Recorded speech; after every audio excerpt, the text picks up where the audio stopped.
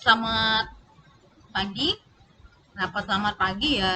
Tentu harapan saya dalam mata kuliah ini kita tetap memiliki semangat pagi ya, semangat pagi dalam eh, memahami materi-materi dalam metodologi penelitian bisnis. Nah, untuk kali ini kita akan membahas bab yang kedua, yaitu tentang latar belakang permasalahan, kemudian permasalahan itu sendiri, kemudian bagaimana motivasi, tujuan, dan kontribusi dari riset. Nah, kemarin kita sudah membahas di bab 1 ya, laporan hasil riset yang berisi misalnya seperti isu riset, kemudian motivasi dari riset yang menunjukkan mengapa sih kita harus meneliti judul ini, mengapa kita harus meneliti variabel ini, kemudian tujuannya, kemudian kontribusi dari riset tersebut. Karena memang riset ini dimulai dengan seperti yang sudah saya sampaikan kemarin, menjawab pertanyaan. Sebenarnya apa yang kita teliti? Nah, isu dari riset ini harus dijustifikasi mengapa isu atau apa masalah ini perlu diteliti kembali ya. Jadi mengapa isu itu penting? Sehingga motivasi riset yang menunjukkan kepentingan dari isu tadi perlu disebutkan secara eksplisit dalam riset kita. Nah, tujuan dari riset ini juga harus dijelaskan nih. Jadi ada motivasi dan tujuan. Untuk apa? Untuk menjawab pertanyaan mengapa sih kita harus melakukan penelitian ini, atau mengapa kita harus melakukan riset ini. Karena memang kalau kita bicara tentang riset ini membutuhkan biaya yang tidak murah ya. Riset ini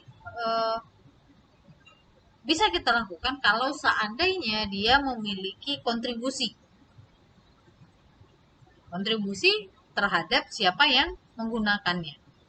Nah, sehingga kontribusi dari riset tadi menjawab pertanyaan siapa yang akan menggunakan riset tersebut dan bagaimana mengimplementasikan hasil riset tadi supaya ada manfaatnya. Nah, ini yang akan kita bahas di bab yang kedua ini. Nah, tadi ya saya sudah sampaikan riset ini dimulai dari dengan kita mengangkat isu sebenarnya apa yang harus kita teliti. Kemudian di tujuan riset ini harus menjelaskan mengapa kita harus melakukan atau mengapa riset ini perlu dilakukan. Nah, riset ini akan dilakukan kalau dia ada kontribusi, dia punya kontribusi. Nah, kontribusinya apa? Kontribusinya terhadap siapa yang menggunakan riset tadi. Jadi siapa yang menggunakan riset dan bagaimana implementasi riset tadi supaya diperoleh manfaat. Nah, latar belakang permasalahan ini kan dia menunjukkan gejala dari permasalahan yang akan kita teliti. Atau kemarin saya sudah jelaskan simptom. Jadi gejala permasalahan ini beda dengan permasalahan itu sendiri. Nah, untuk riset yang bertujuan menyelesaikan permasalahan yang ada, kemudian kita juga harus memahami gejala permasalahan. Karena ini merupakan hal yang cukup penting dan yang pertama kali harus kita lakukan. Jadi kita harus mencari dulu gejala permasalahan ini tadi. Nah, gejala permasalahan ini saya sudah sampaikan tadi ya, bahwa dia ini berbeda dengan yang namanya masalah. Jadi gejala permasalahan ini beda dengan gejala masalah, dengan permasalahan itu sendiri. Nah, kalau gejala permasalahan ini adalah akibat dari permasalahan yang bisa kita jadikan misalnya indikasi dari suatu masalah. Nah, jadi gejala permasalahan sebenarnya bukan permasalahan itu sendiri. Sama kayak kalau misalnya kita sedang demam. Demam itu bukanlah suatu penyakit. Tapi demam itu adalah gejala suatu penyakit. Penyakit apa ya? Kita nggak tahu penyakit apa.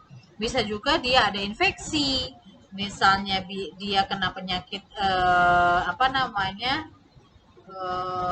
penyakit-penyakit lain, misalnya ada virus, kemudian ada peradangan tenggorokan misalnya. Gejala permasalahannya apa? Gejalanya apa? Ya demam. Nah, gejala permasalahan ya artinya kan bukan permasalahan itu. Ya seperti saya contohkan tadi, demam itu bukanlah masalahnya. Kalau seandainya kita meredakan demam, mengobati demam, apakah masalahnya selesai? Belum tentu. Misalnya tadi saya sakit radang tenggorokan, gejalanya adalah demam. Kalau seandainya demam itu sudah diredakan oleh obat, misalnya saya minum paracetamol untuk meredakan atau menurunkan panas badan. Apakah peradangan tenggorokan saya sembuh? Oh, enggak. Gitu loh. Nah, ini adalah gejala, karena dia adalah gejala ya. Nah, permasalahan itu tidak bisa kita langsung observasi. Nah, yang harus kita observasi itu apa? Yang harus kita observasi itu gejala permasalahannya. Yang bisa kita observasi. Maka permasalahan itu bisa ditelusuri dari gejala-gejala tadi. Menggunakan apa? Menggunakan hasil penelitian-penelitian sebelumnya, menggunakan teori-teori yang ada, menggunakan logika-logika yang ada, sehingga kita memahami gejala permasalahan ini adalah awal dari sebuah penelitian. Maka kita harus memahami yang namanya simptom dulu. Misalnya, tadi saya contohkan kayak demam tadi ya. Contoh lain misalnya untuk yang punya kendaraan. Kalau seandainya kendaraan kalian, anggap motor ya atau mobil, jalannya tersendat-sendat. Kemudian kita masukkan ke bengkel untuk diperbaiki. Nah, kondisi mobil yang tersendat-sendat ini adalah apa? Masalah atau gejala? Nah, ini yang disebutkan dengan gejala. Ya, artinya kita melihat adanya permasalahan di mobil tadi. Tapi apa yang rusak? Tapi apa yang menjadi masalah dari mobil tadi? Nah, yang bisa menyelesaikan siapa? Teknisi mobil. Kenapa teknisi mobil? Karena dia sudah punya pengalaman. Kok bisa ya? Karena dia sudah pernah melakukan perbaikan untuk mobil dengan gejala yang sama. Oh, penelitian sebelumnya ini membuktikan ini. Oh, teori sebelumnya mengatakan, ini teori mengatakan ini. Logikanya berarti kalau seandainya tersendat-sendat berarti ada permasalahan. Misalnya, oh masalah karburator. Misalnya karburatornya bocor, misalnya. Oh, businya mati, misalnya. Atau platinanya aus. Nah, permasalahan yang sudah diidentifikasi ini akan jadi apa? Akan jadi hipotesis. Nah, hipotesis inilah yang akan kita uji untuk menentukan permasalahan mana yang sebenarnya terjadi sehingga harus kita pecahkan untuk menyelesaikan masalahnya tadi. Nah, contoh lain dari gejala ya. Misalnya kalau kita lihat dari sisi marketing. Contohnya adalah penjualan perusahaan yang menurun. Kemudian pemakai sistem informasi atau user, misalnya di perusahaan X, dia mengeluh. Karena apa? Karena ada keterlambatan informasi yang diperlukan ketika dia mau mendistribusi, ketika mau digunakan. Sehingga informasi tersebut didistribusikannya lama.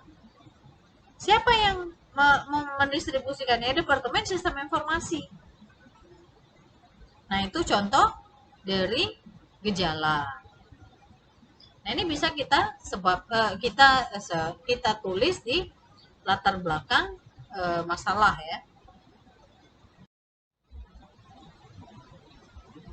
Nah, ini yang tadi saya contohkan ya. Ini adalah gejala permasalahan. Misalnya tadi saya contohkan demam yang dialami oleh seseorang, ini belum tentu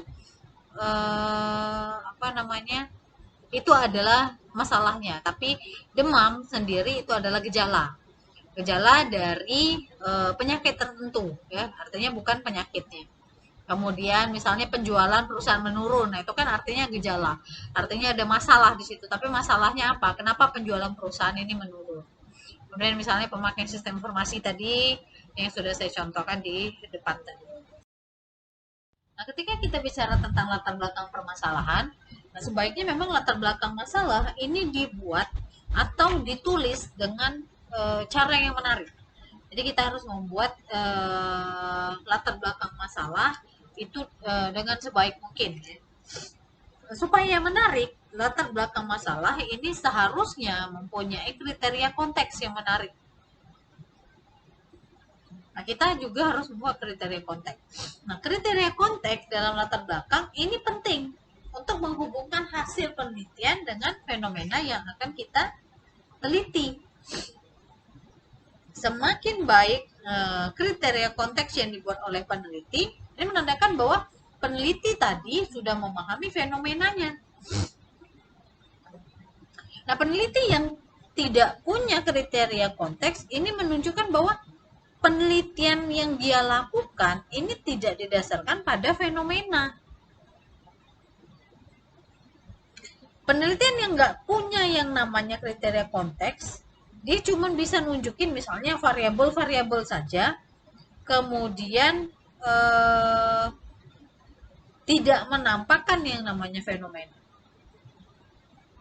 Karena kriteria konteks ini penting untuk menghubungkan hasil dari penelitian dengan fenomena yang akan kita teliti. Jadi salah satu tujuan dari penelitian ini kan ketika kita menguji teori di suatu fenomena. Sehingga kita bisa menguji teori di fenomena tadi bisa berjalan dengan baik. Jadi peneliti ini harus paham fenomena yang akan dia uji. Nah, kriteria konteks ini dia menunjukkan fenomena yang akan diteliti. Jadi dia menunjukkan bahwa peneliti itu paham fenomenanya itu apa.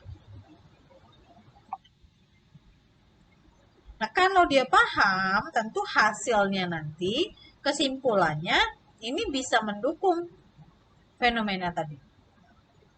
Karena banyak penelitian yang nggak punya kriteria konteks, sehingga hasil dan simpulan dari penelitian tadi menyimpang dari fenomena tadi. Nah, kalau seandainya ini terjadi, maka hasil dan simpulan dari penelitian tadi bisa kita katakan, oh ini diragukan. Atau bisa jadi kita katakan ini menyesatkan. Kenapa? Karena tidak sesuai dengan apa yang sedang terjadi saat ini. Nah, kriteria konteks yang ditulis ini tadi sudah disampaikan bahwa memang harus menarik dan tidak terlalu panjang, ya. Karena kita masuk ke intinya saja. Apa sih sebenarnya fenomena yang kita teliti? Jadi dia harus padat dan seharusnya sudah bisa ditemukan di awal-awal latar belakang.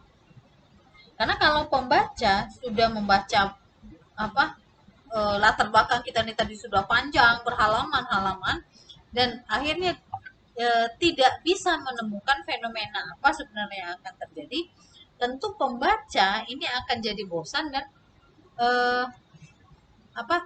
tidak menemukan ide dari penelitian kita. Maka ketika kita membuat latar belakang penelitian ini sebaiknya ya singkat, padat dan jelas.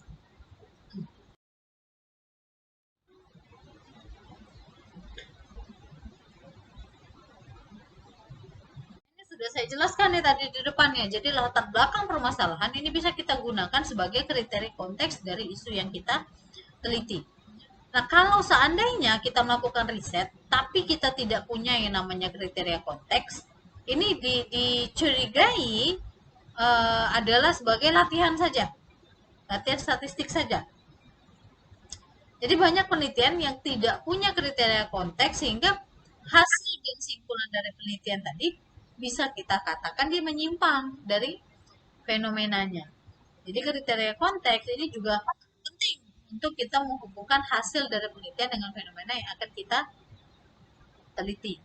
Contoh ya, kriteria konteks dividen sebagai mekanisme untuk mentransfer kemakmuran dari bondholder ke shareholder lewat pentransferan biaya pemonitoran atau monitoring. Nah, jadi ini adalah cerita konteks. Nah, jangan sampai kita salah kaprah ya. Jadi ini adalah sesuatu yang penting dan sering terjadi kesalahan, ya, salah paham atau salah kaprah. Jadi banyak hasil penelitian ini menulis latar belakang permasalahan ini berhalaman-halaman, berlembar-lembar, panjang-panjang. Kenapa? Karena katanya supaya latar belakang tadi bisa dipahami dengan baik sehingga membutuhkan penjelasan yang panjang. Ini benar atau salah? Ini adalah salah kaprah. Ya. Karena penjelasan yang panjang tadi sebenarnya bisa mengaburkan latar belakang permasalahan yang mau kita teliti, yang mau kita angkat. Nah, latar belakang permasalahan ini seharusnya ditulis dengan jelas di awal laporan hasil riset, misalnya pada halaman pertama atau pada halaman kedua. Kalau sudah banyak sekali halaman, kita sebagai pembaca ini males ya. Jadi sudah berapa halaman nih belum ketemu juga. Jadi kita ini nggak ngerti isu yang akan diteliti ini apa. Nah, kalau kita sedang melakukan pembimbingan atau ada sponsor yang mendanai riset kita, kecenderungan pembimbing atau sponsor tadi males bacanya, sehingga dia aduh tolak aja deh. Kenapa? Karena apa, pembimbing dan sponsor tadi menganggap bahwa peneliti ini nggak ngerti sebenarnya fenomenanya apa. Nah, ini adalah penting dan salah kaprah. Jadi tidak perlu kita menulis isu berlembar-lembar, tidak perlu kita membuat latar belakang yang terlalu panjang.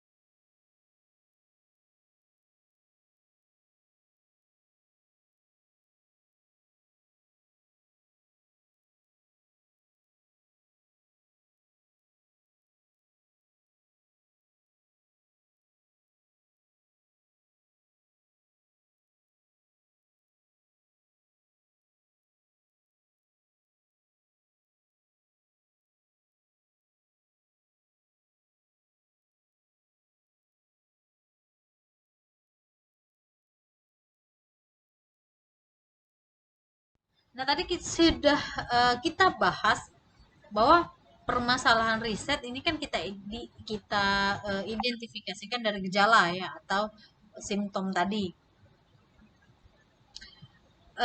Permasalahan riset atau ketika kita mengidentifikasikan dari gejala atau simptom tadi, urutannya setelah simptom itu adalah pertanyaan manajemen, pertanyaan investigasi, pertanyaan pengukuran. Jadi pertanyaan manajemen ini adalah pertanyaan ditanyakan oleh manajemen. Kemudian ada pertanyaan riset, research question. Ini digunakan untuk memecahkan permasalahannya. Kemudian pertanyaan riset ini sendiri adalah isu apa yang nanti akan kita teliti. Kemudian pertanyaan berikutnya ini adalah pertanyaan investigasi ya, investigative question. Ini adalah pertanyaan yang lebih rinci yang memang perlu dilakukan untuk menjawab pertanyaan-pertanyaan riset dan inilah yang nanti akan menjadi hipotesis yang akan kita uji. Pertanyaan berikutnya adalah pertanyaan pengukuran, measurement. Ini digunakan di kuesioner yang akan ditanyakan kepada responden. Misalnya simptom untuk pertanyaan manajemen dan pertanyaan riset. Gejalanya ini adalah terjadinya penurunan penjualan. Nah, pertanyaan manajemennya apa? Bagaimana perusahaan mengatasi penurunan penjualan tersebut? Ini adalah pertanyaan ditanyakan oleh manajemen karena terjadi penurunan penjualan dalam satu perusahaan. Nah, kemudian pertanyaan riset ini menjawab pertanyaan manajemen tadi. Jadi, apakah perlu diterapkan misalnya sistem kompensasi, misalnya perlu adanya insentif tambahan, misalnya atau bonus tambahan, misalnya. Atau apakah perlu diberikan diskon penjualan supaya orang-orang secara marketing ya lebih tertarik untuk membeli produk tersebut. Atau apakah perlu membuat produk baru yang lebih bervariasi, misalnya membuat produk dengan rasa yang berbeda, dengan kemasan yang berbeda, dan seterusnya. Nah, ini tentang permasalahan dan pengukuran. Nah, kita lanjutkan ke motivasi riset dan tujuan riset. Beberapa riset ini dilakukan dengan dukungan dana dari sponsor. Sponsor ini bisa jadi perusahaan, bisa jadi lembaga lembaga riset, bahkan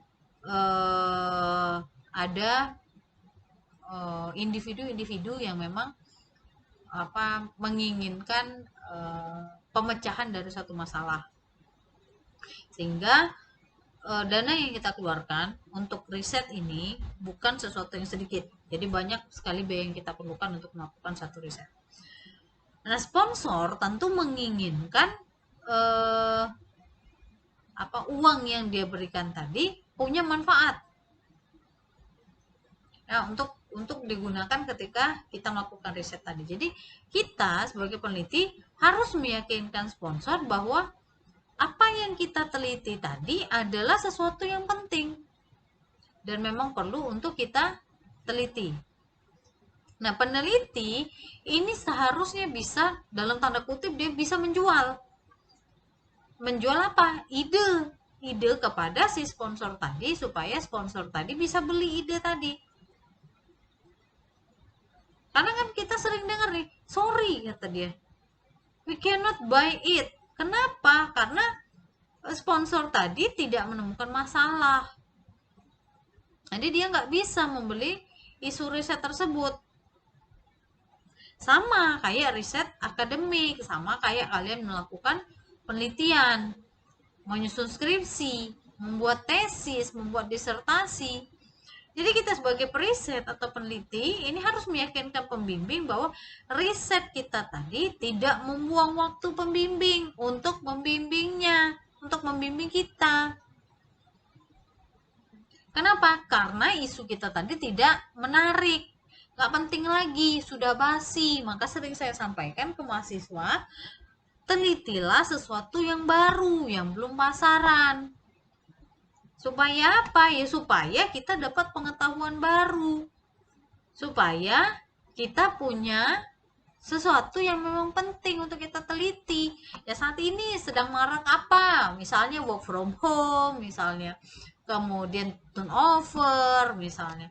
Kemudian cyber loving, ya. Kemudian protean karir, bagaimana empowerment. Nah, itu yang harus kita teliti sekarang. Jangan lagi meneliti apa? Motivasi terhadap kinerja, apalagi kalau SDM, stres kerja terhadap kinerja, lingkungan kerja terhadap kepuasan kerja. Itu judul-judul yang dipakai orang-orang di tahun 80-an. Sekarang tahun berapa? 2021. Gunakan materi-materi yang dibahas di 2021. Sekarang orang sudah menuju pasar global. Jadi jangan lagi bahas lingkungan kerja, jangan lagi bahas lingkungan kerja fisik yang kita masih lihat apa? Lihat keramiknya, lihat toiletnya, itu nggak perlu lagi. Yang kita teliti apa sekarang? Protean karir. Itu yang lagi sekarang marak-maraknya. Misalnya. Kemudian cyber loving. Sekarang semua orang pakai internet, tapi internet malah digunakan untuk nonton Korea misalnya. Itu yang harus kita teliti saat ini. Karena ya memang masalah ini sesuai dengan kondisi saat ini. Ini yang menarik, ya. Nah, kita akan membahas sedikit tentang kontribusi riset.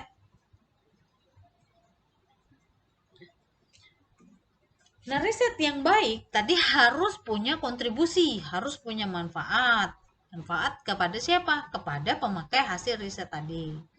Nah, pemakai riset ini bisa berkisar dari akademisi, praktisi, perusahaan, sampai ke pemerintah. Tergantung siapa pemakai hasil riset tadi. Kemudian kita harus tahu juga kontribusi riset kita tadi berupa apa? Berupa teorika, berupa praktekah, atau berupa misalnya kebijakan. Nah, kalau kontribusinya kontribusi riset, ini kita bisa mengidentifikasikan bahwa ada manfaat yang diteliti berupa kontribusi teori. Jadi riset kita tadi bisa memperbaiki teori yang sudah ada, menjelaskan teori yang sudah ada ke fenomena baru, atau menentukan atau menemukan teori yang baru.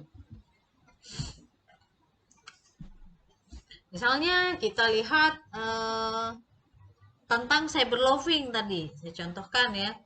Kalau cyber loving ini kan secara teori tentu dia memiliki pengaruh negatif terhadap kinerja. Kenapa? Karena kita yang menggunakan internet untuk hal-hal di luar dari pekerjaan. Tapi pada kenyataannya orang-orang ini bisa menghindarkan stres dengan yang namanya cyber loving tadi. Sedikit banyak dia punya nggak sih dampak positif? Kita teliti. Ada nggak ya dampak positifnya? Apa semuanya dampak negatif ya?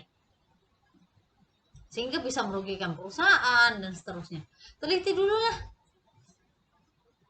Nah, hasil riset tadi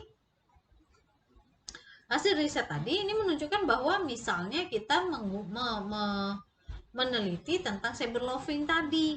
Kalau keuangan, misalnya melihat bahwa dividen ini bisa digunakan sebagai mekanisme untuk mentransfer biaya pengawasan dari pemegang saham ke bank. Ini bisa mempunyai kontribusi teori, yaitu menerapkan teori keagenan untuk fenomena yang tadi. Nah, kalau kontribusi praktek, ini menunjukkan bahwa hasil dari riset tadi bisa digunakan untuk diterapkan di praktek nyata, atau paling tidak bisa digunakan untuk memperbaiki praktek yang ada. Misalnya ketika kita meneliti tentang engagement. Nah, engagement umumnya perusahaan ini menggunakan engagement atau mengikat karyawan ini dengan finansial. Tapi kan pada saat ini kita sebagai karyawan ini nggak harus selalu bicara tentang uang ya, tentang apa namanya, istilahnya tentang finansial. Nah, tapi ternyata uh, engagement ini dilakukan perusahaan ini dengan menggunakan finansial.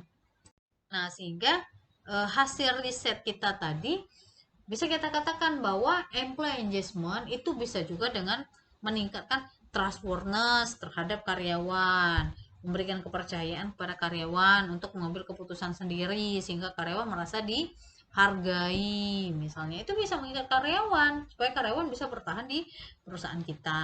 Nah, itu adalah kontribusi praktek. Kemudian kita lihat dari kontribusi kebijakan ya. Kontribusi kebijakan ini berhubungan dengan manfaat bagi regulator yang mengeluarkan kebijakan untuk kepentingan publik. Nah, hasil riset yang menunjukkan bahwa misalnya contohnya pengumuman aliran kas mempunyai kandungan informasi, mempunyai kontribusi kebijakan yang mewajibkan perusahaan publik melampirkan pernyataan aliran kas bersama-sama dalam laporan keuangan pada 1 Januari tahun 1995, misalnya seperti itu. Jadi kontribusi kebijakan ini berhubungan dengan manfaat bagi para pembuat kebijakan, terutama untuk kepentingan publik.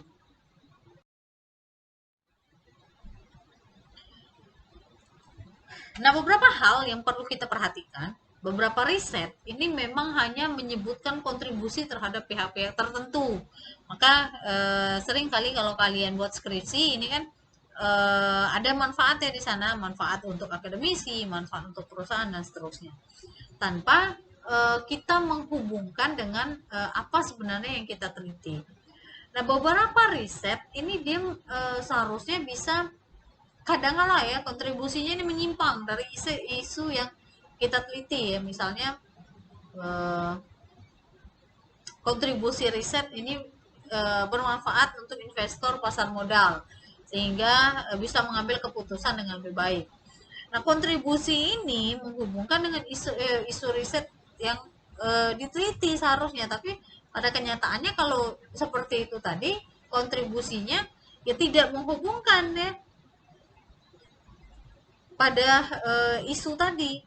Jadi karena memang riset tadi kontribusinya ini tidak jelas, kemudian tidak juga didukung oleh sponsornya karena dianggap risetnya ini tidak bermanfaat karena kontribusinya juga tidak jelas atau kontribusinya kabur.